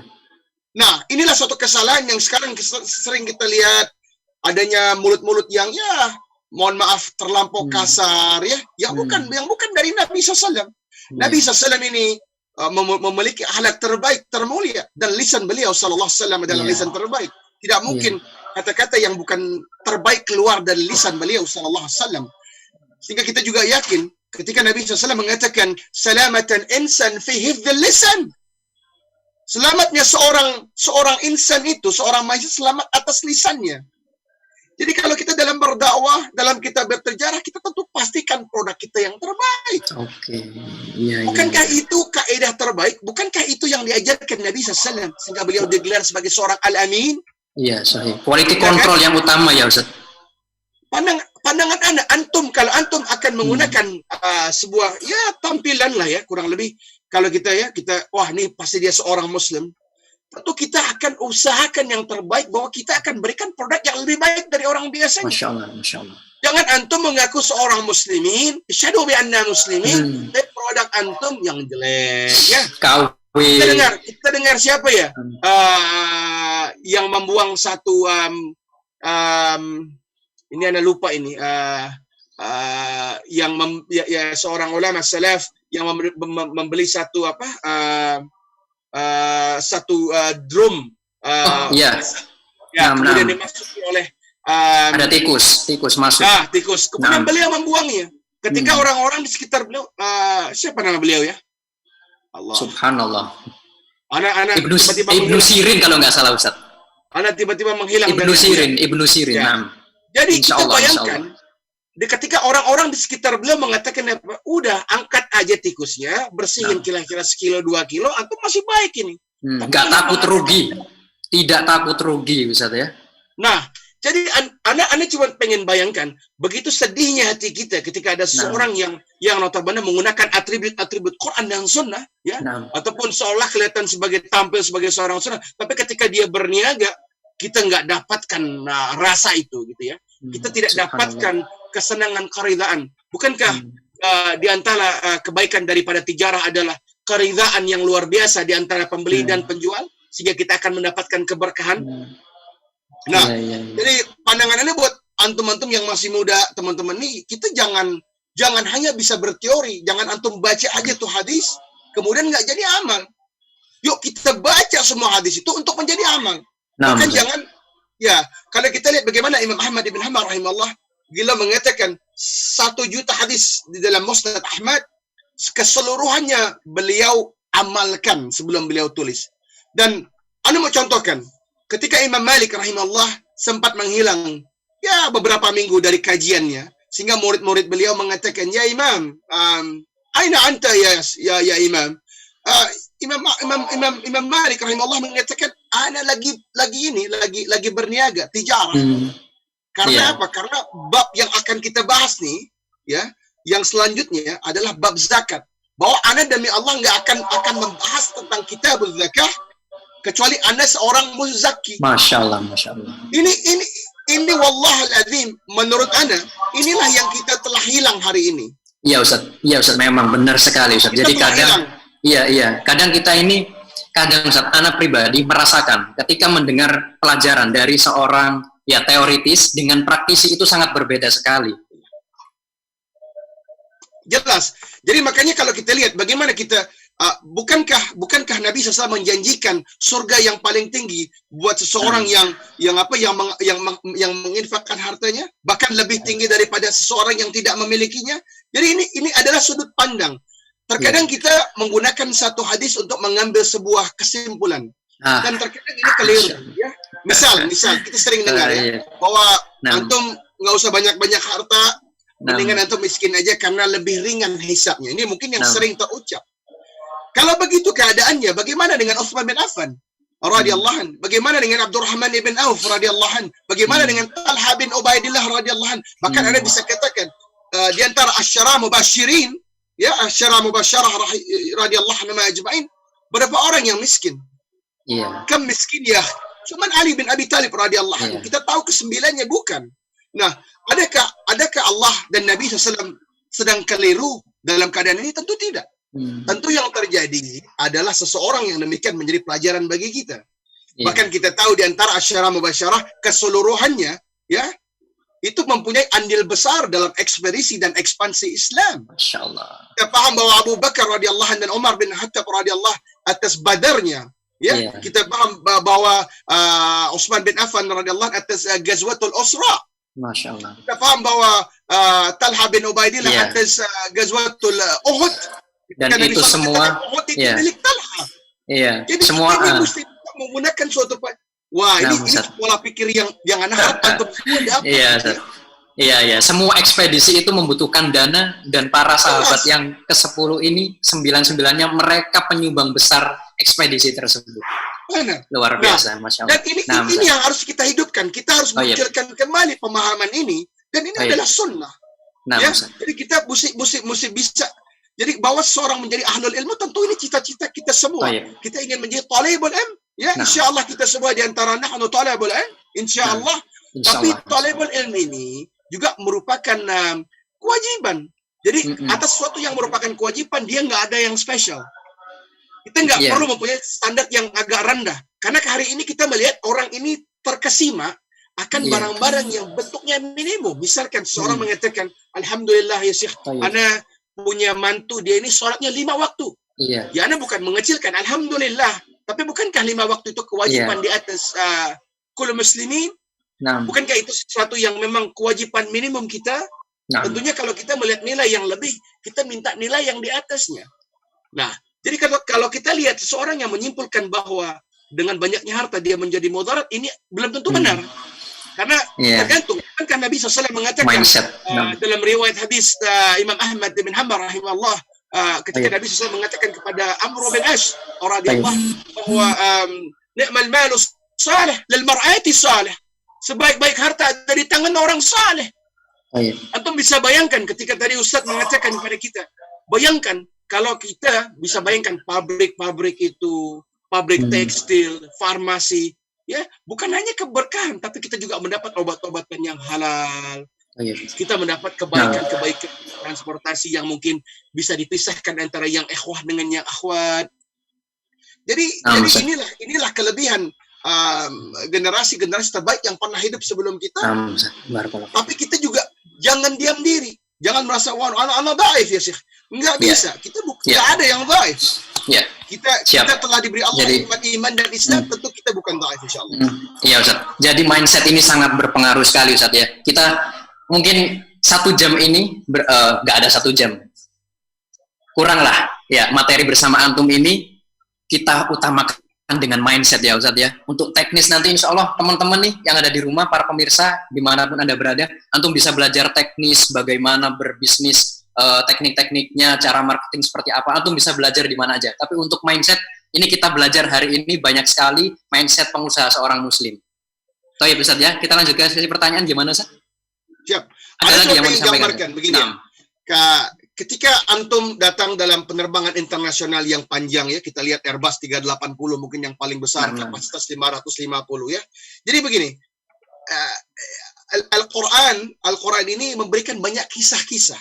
Karena kenapa kisah menjadi suatu yang kebaikan? Karena kisah ini membuat kita mampu mempelajari dan membayangkan. Ya, dan kita juga tahu bahwa surganya Allah, ya, jannah, ini ada sesuatu yang mata tak pernah melihat walaupun membayangkan. Yang telinga tidak pernah mendengar dan tidak pernah membayangkan akan mendengar, yang lidah dan penciuman juga tidak pernah membayangkan dan pernah merasakan. Tapi kita kadang-kadang berpikir terlampau kecil. Sedangkan kita ini kalau minta kepada Allah Rabbul Alamin, kita Allah suruh minta yang paling besar. Bedanya kita dengan makhluk. Makhluk ini kalau kita minta sekali, dia ya alhamdulillah, taib, 2 kali, 3 kali. Tapi kalau antum datang 10 kali, makhluk biasanya mulai gerah. Tapi kepada Allah Rabbul Alamin Azza wa Jal, kita dapati bahwa Allah Subhanahu wa taala makin mencintai, ya. Nah, pandangannya begini, ketika kita ingin surga Allah, sungguhlah seorang mukmin itu ketika dia letih, ketika dia penat, ketika dia sedih, ketika dia mendapat cobaan, yang dia bayangkan cukuplah surga Allah menjadi penyegar, pemberi hiburan, penggembira hati. Tapi seorang mukmin juga Allah Subhanahu wa taala suruh kita minta yang paling besar, yang paling baik, jannatul ala, jannatul firdaus insyaallah. Ya. Apakah itu karena amalan kita tinggi? Enggak. Tentu kita sadar betul bahwa kita ini dhaif, kita ini lemah, kita ini rendah. Tapi ada pengen antum bayangkan, ya, pengen bayangkan. Ketika kita masuk ke dalam penerbangan, katakanlah Emirates, yang penerbangan itu sekarang ada penerbangan yang panjang ya, mungkin 18 jam. Ya, kita masuk. Kalau antum masuk dari depan, dia akan lihatkan kita kelas-kelas yang first class. Ya, bahkan sekarang ada namanya on suite yang seperti kamar di atas badan pesawat yang sangat besar. Kemudian kita lihat first class, kita lihat business class, kemudian barulah kita lihat yang namanya ekonomi di belakang. Nah, ini sebuah gambaran dunia. Ya, maka ada kaidah dalam kaidah fiqh bahwa para ulama salaf mengatakan ketika kita melihat dunia yang cakep, yang indah, bukanlah seorang mukmin itu tidak menginginkannya, tapi dia tidak akan menginginkannya sebagai gantinya yaumul akhir. Waliyadzubillah. Nah, tapi dia membayangkan ketika bahwa mereka membayangkan indahnya surga Allah, sehingga mereka mengatakan lau kana dunya mislu hadza fa kaifal jannah. Ya, kalaulah dunia aja seperti ini nih, bagaimana dengan surganya Allah? Jadi kita kaum muslimin ini ya melihat itu ada yang namanya first class, business class, kemudian economy class. Begitu juga dengan surga Allah. Masya Allah. Jadi seharusnya kita menginginkan yang terbaik. Bayangkan kalau ini kita inginkan hanya dalam kehidupan kita yang 60-70 tahun, bagaimana dengan kehidupan yang abadi? Apakah kita tidak menginginkan ketinggian yang sesungguhnya, yang pada hakikatnya adalah kebenaran yang sebenar-benar kebenaran? Wallahu a'lam. Nah, Ustaz. Jazakumullah khairan, Ustaz. Barakallahu fikum. Seperti kata seorang yang bijak, la rohata bi rohatil jism, tidak ada istirahat yang hakiki dengan istirahat di dunia ini. Barakallahu fikum, Ustaz, atas mindset yang sudah antum sampaikan selama kurang lebih setengah jam lebih ini. Kita masuk ke sesi tanya jawab ya, Ustaz. Sudah ada beberapa pertanyaan yang masuk ini.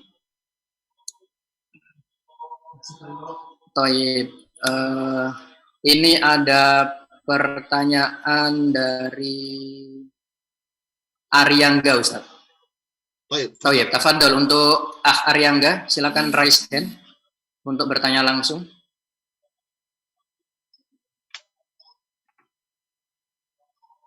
Iya. Tafadhol Aryangga. Bismillah, ahsanallahu ilaik ya Ustaz. Saya punya pertanyaan untuk memulai bisnis.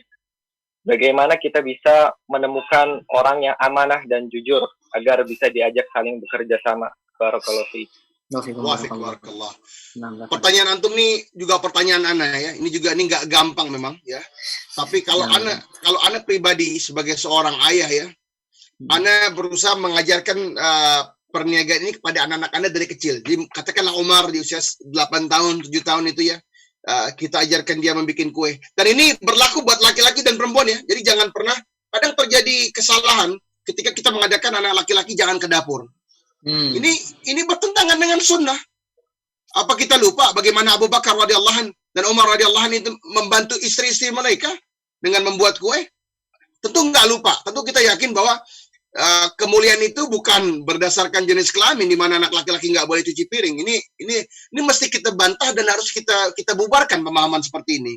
Bahwa dalam urusan seperti ini anak laki-laki kita mesti sama tangguhnya dengan anak-anak wanita kita.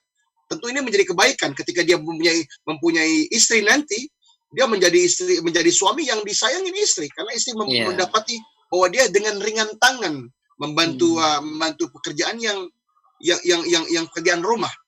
Bahkan kita lihat bagaimana Nabi SAW menjahit baju beliau SAW sendiri.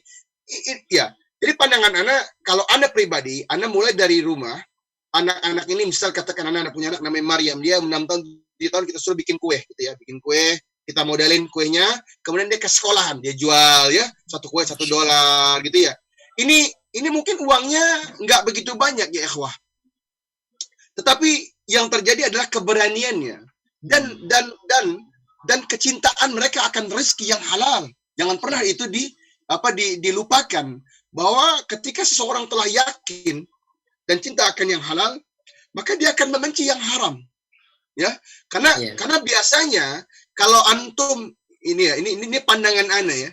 Kalau kita menunggu setelah kita kelar S1, S2 baru berniaga, pandangan ana terlambat, ya. Jadi kapan antum akan jadi pengusahanya gitu ya? Kalau kita lihat bagaimana Utsman bin Affan radhiyallahu anhu dan Abdurrahman bin Auf, kita baca sirahnya radhiyallahu anhu, ini kita lihat bahwa mereka ini sejak kecil udah berniaga. Nabi SAW dalam yang anda pahami, di usia belasan tahun beliau sudah menjual barang, ya. Dan tentunya kita ini kalau kita mengaku kita nahnu ummati Nabi SAW, tentu harapan kita bukan hanya lisan yang mengatakan kita ini umatnya Nabi SAW, tapi dalam setiap gerakan dan setiap usaha kita mencoba untuk melakukan yang terbaik. Dan harapan kita kalau ini menjadi suatu gerakan yang masif, kita akan ketemu dengan orang-orang yang amanah itu. Karena memang sampai hari ini pertanyaan antum itu pertanyaan paling bagus. Karena kita menghadapi juga, ini Anda mau jujur sama antum, banyak Anda dapat keluhan ya, bahwa yang notabene kelihatan Masya Allah, ya kita lihat tampil luarnya, ya Masya Allah sunnah, tapi ketika dia bermuamalat, waduh, kita pegel sama dia. La haula wala quwata illa billah.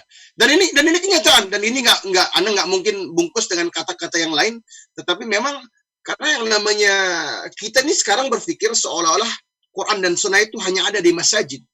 Tentu ini salah. Tentu sebagai seorang duat, kita para duat, kita pengen tampilkan Quran dan Sunnah itu adanya dari tampilan, bukan hanya dari tampilan, dari dalam gerakan muamalat kita, gitu ya. Sehingga saudara-saudari kita yang notabene belum berislam juga dapat merasakan kebaikan itu, dapat merasakan kesenangan itu, dapat merasakan bahwa ini beneran. Kalau Islam bekerja buat dia, artinya Islam ini mendapatkan suatu contoh atau memberikan dia suatu ketenangan. Tentu yang belum berislam akan mencoba mendapatkan yang sama sebagaimana yang kita dapatkan. Wallahu a'lam. Siap. Jazakumullah khairan, Ustaz. Gimana, Ya. Jadi dimulai dari keluarga antum dulu, Baik, Ustaz. Barakallahu fikum, Ustaz. Kita ke pertanyaan selanjutnya, Ustaz. Ini ada dari saudara Udin, Ustaz. Ada di sini saudara Udin, tafadhol. Silakan bertanya langsung, saudara Udin. Ya, Assalamualaikum warahmatullahi wabarakatuh, Ustaz.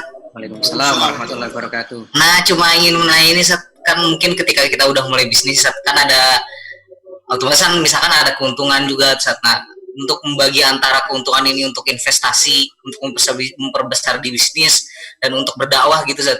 Nah, ini mungkin bisa dibagi, Ustaz, pengalamannya mungkin berapa porsinya, mana yang lebih besar, dan sebagainya, Ustaz. Syukran. Assalamualaikum warahmatullahi wabarakatuh. Waalaikumsalam. Jadi pandangan Anda, jawaban simpelnya, ya, jawaban yang paling simpel adalah sepertiga. Nah, ini kurang lebih ini formulasinya Utsman bin Affan radhiyallahu an ketika beliau tadi akhirnya fillah Yusfi mengatakan bagaimana beliau Utsman bin Affan radhiyallahu an membeli bikru rummat, ya, mata air, sumber air yang ya di utaranya Madinah. Itu kurang lebih yang formulasi digunakan itu adalah sepertiga. Jadi sepertiga antum belanjakan, sepertiga antum untuk keperluan ini, sepertiga antum gunakan untuk investasi tambahan, dan sepertiganya yang antum gunakan untuk perjalanan dakwah dan urusan lainnya. Nah, itu yang paling gampang, tapi tentu nanti ada porsinya. Karena kalau antum katakan punya perusahaan baru gitu ya. Nah, tentu kita mesti melihat apakah mungkin dalam kasus antum harus menginvestasikan 50%-nya sehingga membelanjakan 1/4 dan kemudian 1/4-nya lagi untuk urusan dakwah. Tapi sepertiga itu adalah yang paling umum, ya, yang paling umum, karena itu gambaran yang menurut kita kira-kira wajar. Tapi tentunya ketika antum udah memiliki usaha yang lebih besar, mungkin antum nggak perlu sepertiga untuk kebutuhan hidup antum. Tapi kita juga tergantung seberapa besar keluarga antum, ya. Semoga Allah kasih antum keluarga yang besar, ya. Istri-istri yang salehah, anak-anak yang banyak, lagi bermanfaat buat antum di dunia wal yaumil akhir. Masya Allah. Baik. Itu ya. Nah, kalau sepertiga dari 10 miliar untuk kebutuhan sehari-hari, hedon itu, Ustaz, namanya. Wallahu alam, karena begini, karena kita kalau kita bicara yang namanya kebutuhan ini, dia relatif ya, karena kita bicara Masya Allah. bakhil atau tidak bakhil ini tergantung kepunyaan. Tentu belanja rumah tangganya Utsman bin Affan radhiyallahu anhu tidaklah sama dengan belanja rumah tangganya Ali bin Abi Thalib radhiyallahu anhu. Saya. Dan kalau kita lihat bagaimana ya dalam yang Anda lihat ya, Umar bin Khattab radhiyallahu anhu itu punya 13 anak ya, dengan menikah 7 kali begitu ya. Nah, tentu tergantung antum apakah antum menikah sekali, 2 kali, 3 kali, 4 kali atau cuma sekali. Kan ini saya.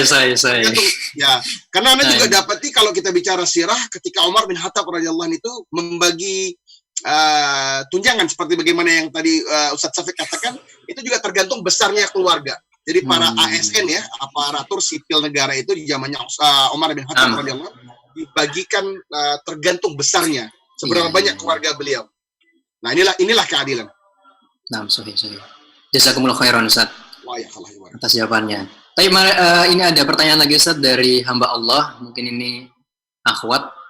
Bagaimana jika wanita jadi pengusaha Ustaz? Yang diperbincangkan sejak tadi adalah para sahabat dan para ulama, yang mana mereka adalah para pria yang berfokus pada perniagaan. Maka apakah wanita bisa jadi ahli di bidang peternakan juga? Apakah ada bidang usaha lainnya bagi wanita yang memungkinkan kita juga dalam berdakwah? Jelas. Jadi buat akhwat ukhayya fillah, masih sering Islam, Ana juga berusaha ini dengan harim Ana. Jadi kita berdagang ini bersama-sama dengan harim Ana. Jadi kita bersamaan, alhamdulillah.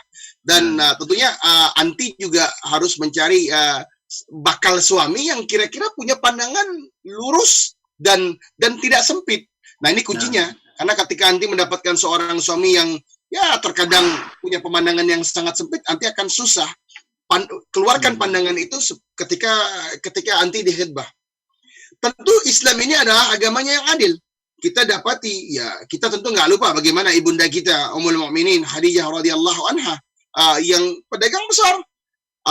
Dan contoh itu bukan hanya di beliau radhiyallahu anha. Kita dapati kalau kemahiran, kita tentu belum lupa bagaimana kemahiran berkudanya ibunda Khansa dan Nusaybah radhiyallahu anhuna ajmain, yang sangat mahir berkuda. Ya, tentunya ini kalau berkuda dia jago, apalagi cuma urusan urusan beternak. Tentu kita Islam ini agama yang adil sepanjang kita dalam koridornya syariat.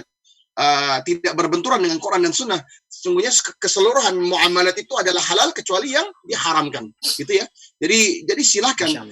Dan kita tentu tidak lupa di zaman Umar bin Khattab radhiyallahu anhu tentang ini. Kalau sekarang kita bicara ini pengawas pasar Madinah, Syifa binti Abdullah, yang seorang wanita, ya kan. Jadi kita nih, Islam ini bukan agama yang alergi dengan seorang wanita memiliki amanah, memberikan kepentingan sepanjang di dalam koridor yang memang dibenarkan oleh Allah dan Nabi-Nya sallallahu alaihi wasallam.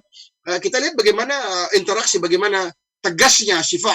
Kalau nggak salah Syifa binti Abdullah ketika kalau kita sekarang bayangkan besarnya pasar Madinah ketika itu, yang mengelola pasar, yang memastikan bahwa pedagang itu berlaku jujur, yang memastikan bahwa pedagang itu benar timbangannya, tidak semena-mena, gitu ya. Supervisor lah Ustaz ya. Jadi Umar radhiyallahu tidak alergi memberikan suatu kepercayaan kepada wanita, dan ini mungkin suatu pelajaran buat kita juga agar para akhwat ini mendapatkan kendali. Banyak yang antum bisa usahakan, apakah peternakan, perkebunan, pertanian. Sungguh agama Allah ini agama yang adil. Agama yang adil. Sepanjang anti tidak melupakan kewajiban anti dalam mengurus hak anak-anak dan suami, tentu atas izin suami kita bisa banyak yang bisa kita lakukan. Tapi pandangan ana, kebetulan karena ana juga di dalam urusan pernikahan di sini ya, pastikan punya visi yang kurang lebih sama dengan bakal suami, karena ini penting. Gitu. Masya Allah. Adanya kesamaan visi. Kesamaan visi ya Ustaz ya. Barakallahu fiikum Ustaz. Ini ada pertanyaan lagi Ustaz. Ana bacakan. Toyib, jadi gini, misalnya seorang mahasiswa sangat antusias untuk berbisnis. Namun karena keterbatasan dana yang dimiliki, maka resahlah dia, Masya Allah. Di sisi lain, dia dituntut untuk membiayai kebutuhan orang tua dan adiknya. Bagaimana solusinya, Ustadz? qadarullah keluarga juga tidak ada yang memiliki background sebagai pebisnis. Barakallahu fikum Ustaz. Wa fikum barakallah. Wallah. Anda doakan sebagai urusan antum Allah mudahkan ya. Apalagi terkadang kita menghadapi berbagai macam cobaan ya. Kalau tadi kita bicara mahasiswa-mahasiswi yang untuk berniaga ini, kemungkinan besar kita bicara yang tanggungannya hanya diri sendiri. Tapi dalam pertanyaan ini tanggungannya adalah keluarga ya. Semoga Allah mudahkan. Tentunya kita mesti yakin ya, bahwa ketika Allah Subhanahu wa taala qala Allah taala la yukallifullahu nafsan illa wus'aha, bahwa sungguh Allah Subhanahu wa taala tidak pernah memberikan kita memikulkan beban yang kita tidak mungkin pikul. Berarti Allah Subhanahu wa taala telah menakarnya untuk antum.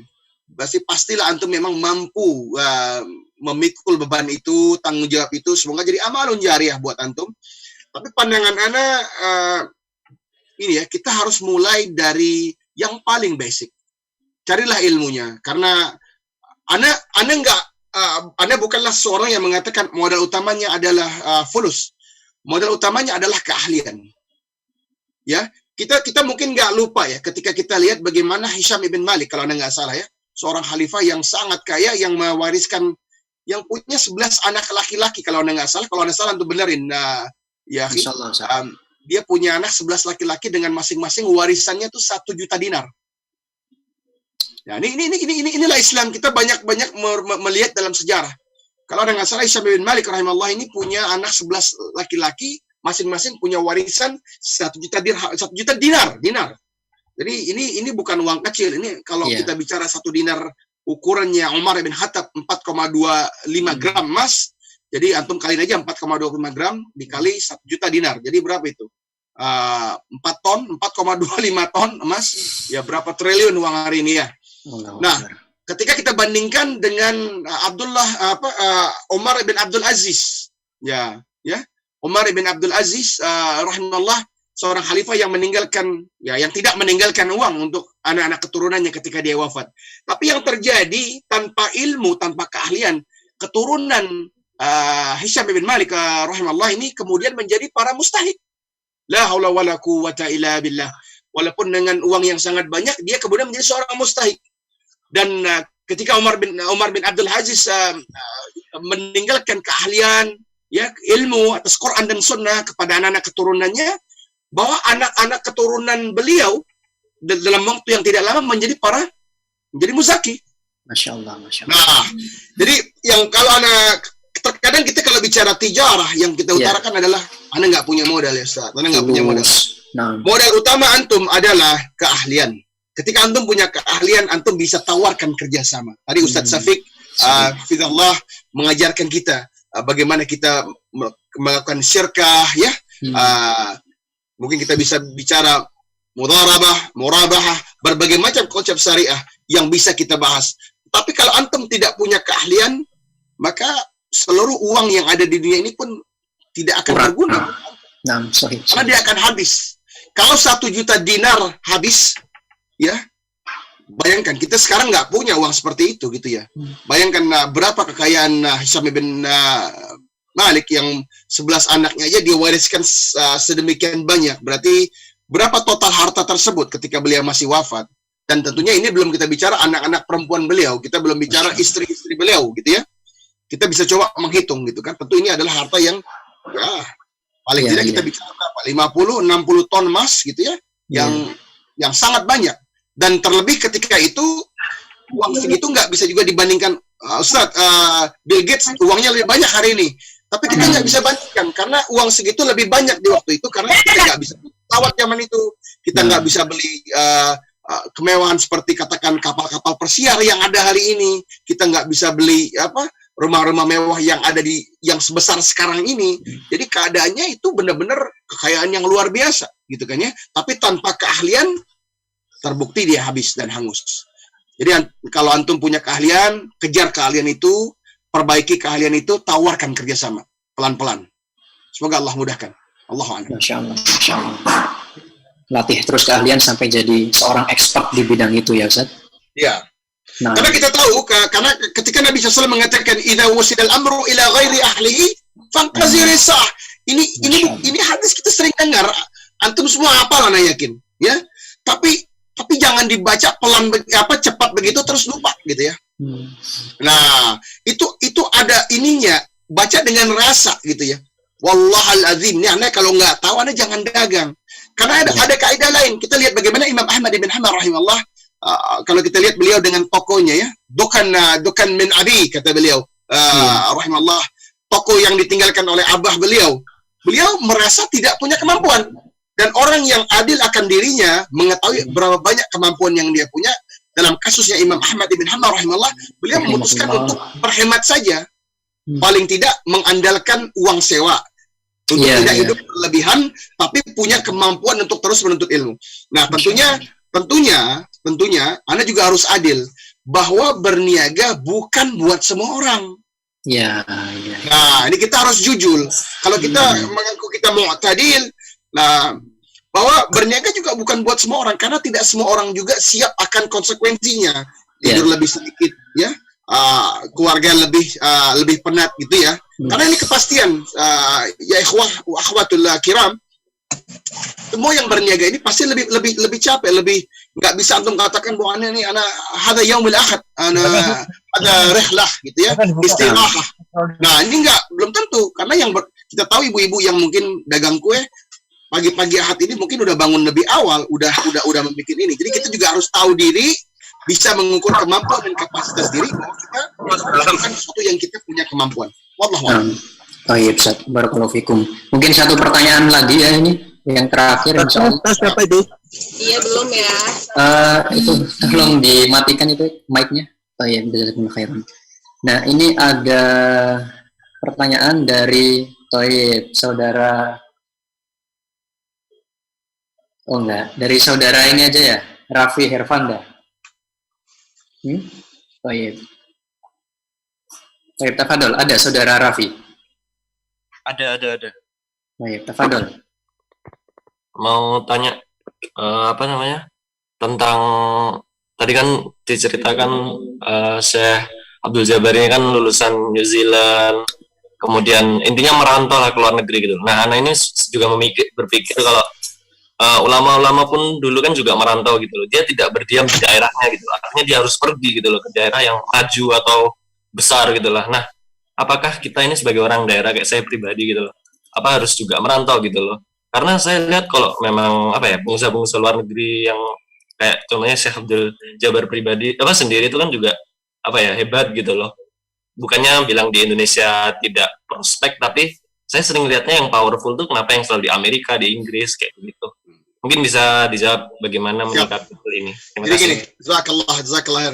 Begini ya akhi. Ada suatu pelajaran hebat yang hanya bisa kita dapat ketika kita merantau. Dan jadi ini Anda lupa hadisnya, tapi kurang lebih ini hadis begini ya.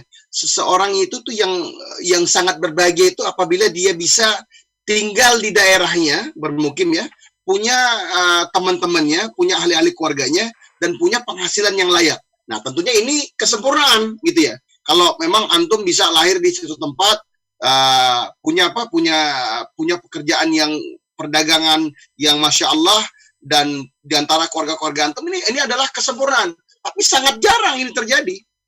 Nah, kita tadi bicara beberapa nama ya para ulama salafus salihin rahimahumullah ajma'in.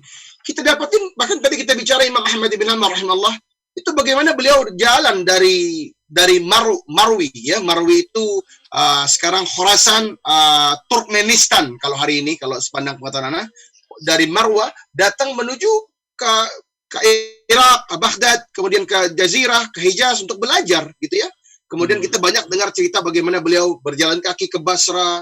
Kita lihat bagaimana Imam Syafi'i rahimahullah yang lahir kemudian dari Gaza menuju Makkah, kemudian menuju Madinah.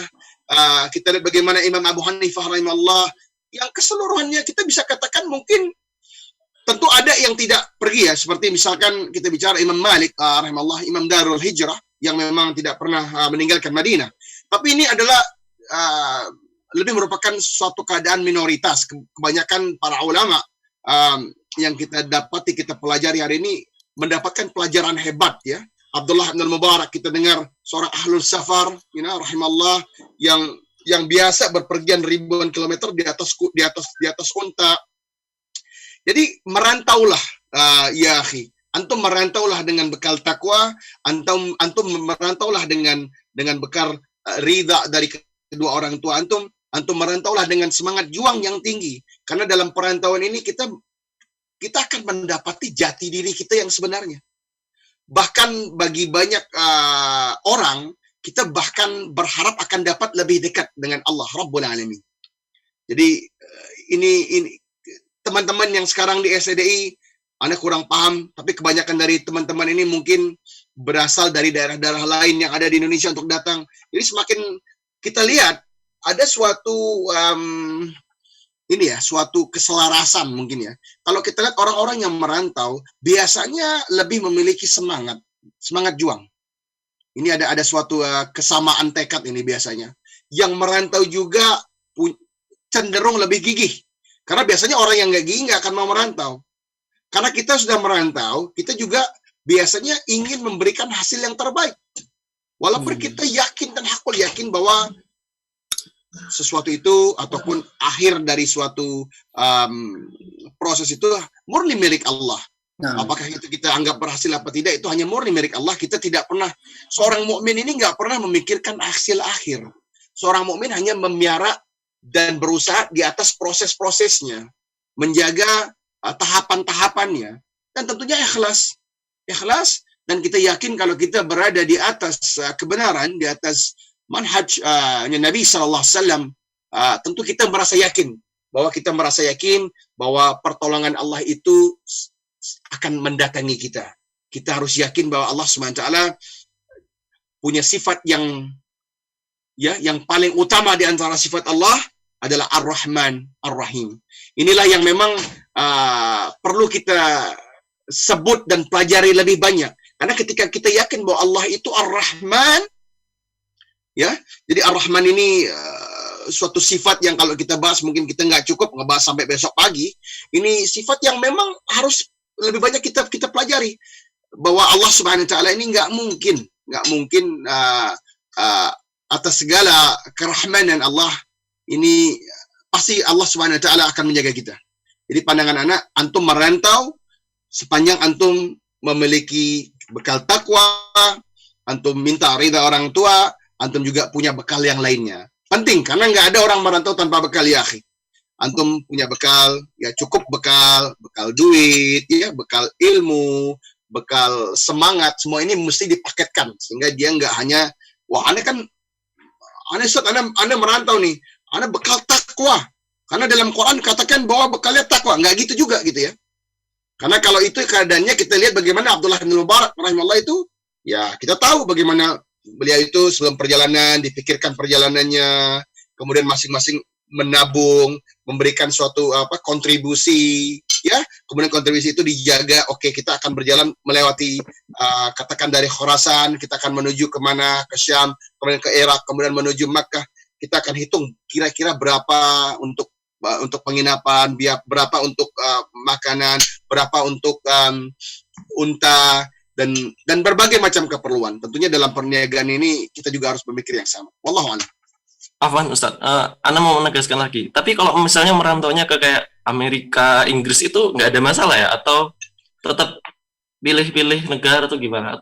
Mungkin bisa dijelaskan. Ini anak mesti hati-hati ya, karena diantara pahaman yang Anda tahu dari Syekh bin Baz rahimahullah, bahwa ini penting ya, bahwa ketika beliau Syekh bin Baz rahimahullah, Syekh Amin Utsaimin rahimahullah mengatakan bahwa sejatinya merantau ke negeri kufar ini adalah tidak diperbolehkan ya. Jadi ini bahasanya Anda mungkin harus kita bahas agak seimbang gitu ya. Yeah.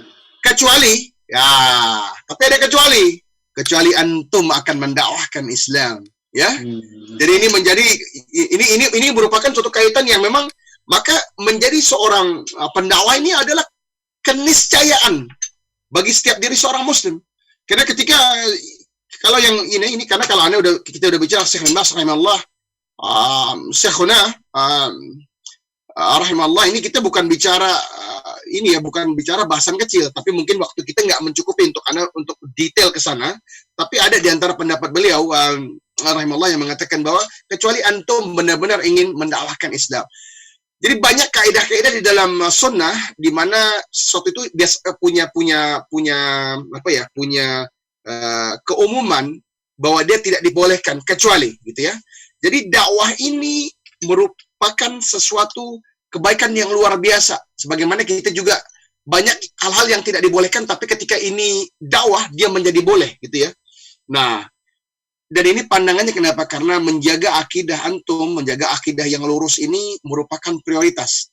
Jadi di dalam sunnah ada kaidah di mana kita katakan bahwa menjaga diri dari kemudaratan dia lebih diutamakan dari mencari manfaat, ya. Nah, tapi nanti itu mungkin bahasan yang lebih ini akhirnya Yusri antum ambil keputusan itu karena Anda paham nih. Karena ini mungkin bahasanya mesti dikhususkan. Nah, Ustaz. Nggak memungkinkan untuk membahas siapa yang boleh hijrah ke negeri yang negeri kafir. Siapa yang boleh, siapa yang nggak boleh. Dengan bahasa yang simpel, Anda pengen katakan bahwa antum harus punya punya ilmu yang cukup untuk itu. Nah, Ustaz, jazakumullah khairan. Nah, Ustaz, barakallahu fikum Ustaz. Kita sudah di ujung acara Ustaz, sebenarnya masih banyak yang ingin kita obrolkan bersama antum. Banyak sekali yang bisa kita ambil faedah, tapi apalah daya waktu membatasi kita semua.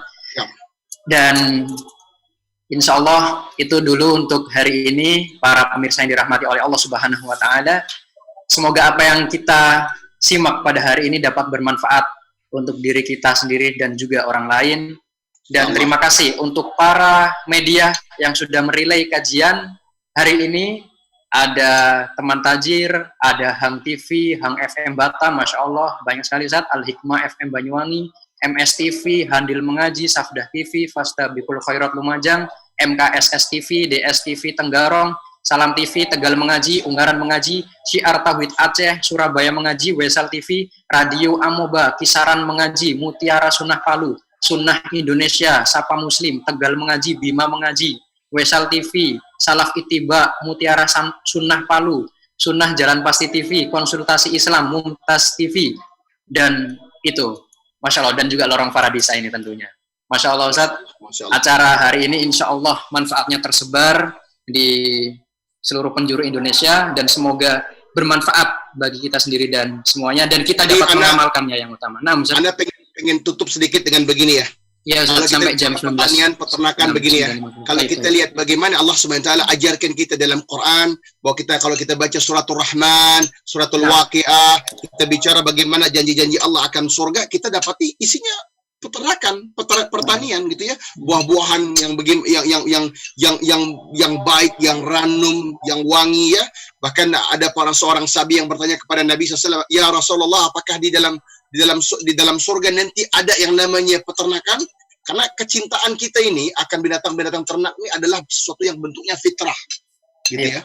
Suatu kefitrahan, gitu ya. Cintanya Nabi Sulaiman alaihissalam atas kuda-kuda yang Masya Allah. Hari ini pun kita cinta melihat tunggangan yang Masya Allah. Apakah itu kita melihat unta-unta merah ya yang di zaman Nabi SAW dan para sahabat radhiyallahu anhum. Ini merupakan suatu keniscayaan. Jadi Islam ini adalah agama yang fitrah.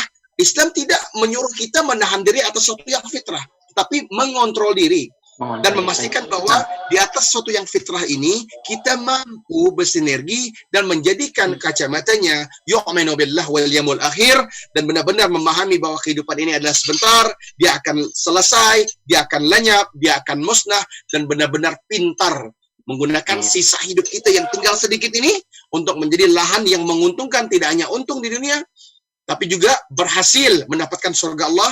Maka benarlah ketika Abdullah bin Mubarak mengatakan rahimahullah bahwa sesungguhnya kebanyakan orang itu telah hidup di dunia tapi tidak pernah mengenal barang terbaik yang ada di dunia itu, yaitu apa itu?